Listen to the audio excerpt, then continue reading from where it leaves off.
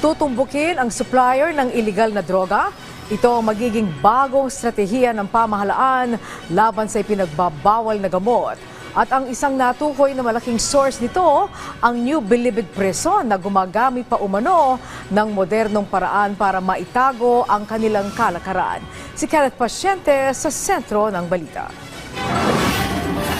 Sa harap ng patuloy na kampanya kontra iligal na droga ng kasalukuyang administrasyon, inaasahan na ang paglipat ng nasa 200 high-value detainee mula sa New Bilibid Prison sa Muntinlupa City patungo sa isang high maximum security facility. Iyan ang kinumpirma ni DILG Secretary John Vic Remulla kasunod ng naging pagpupulong ng law enforcement agencies kasama si Pangulong Ferdinand R. Marcos Jr. Ang mga individual anyang ito ang natukoy na sangkot sa talamak na illegal drug trade sa loob ng penal farm na tumatagos hanggang sa mga komunidad.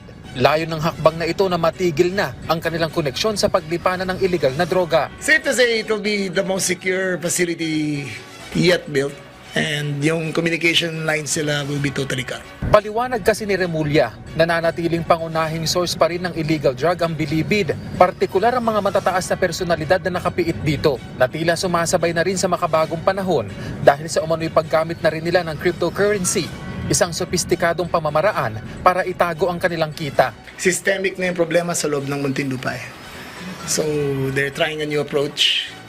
Kahit anong gawin nila isi-sweep nila after 2 weeks, lahat may telepono na naman. So evidently there's something wrong within the system, and changing personnel is not the answer. You have to change the location, change their availability, change their accessibility para yung communication to the outside world is curtailed. So ayun ang ginagawa. Isa rin daw sa pinatututukan ng Pangulo ang point of entry ng mga iligal na droga sa bansa, kabilang na ang Manila International Container Port, Subic at Cagayan. Mas paiigtingin daw ang pakikipagtulungan ng mga ito sa mga foreign anti-drug entities gaya ng USDA para mahadlangan na ang pagpasok ng droga sa bansa. Kasunod naman ang direktiba ng Pangulo na pagpapalakas pa ng anti-drug campaign ng pamahalaan, tututukan na raw ngayon ang ugat ng problema sa droga. Yan ay ang source o ang pinagmumulan nito. Chasing after the big guns, the big suppliers, the main men involved in the importation of drugs. The personalities have been identified. I am not at liberty to discuss it. Hindi ko pwede muna sabihin. Nauna nang iginiit ni Pangulong Marcos Jr. ang bloodless campaign ng administrasyon kontra illegal na droga.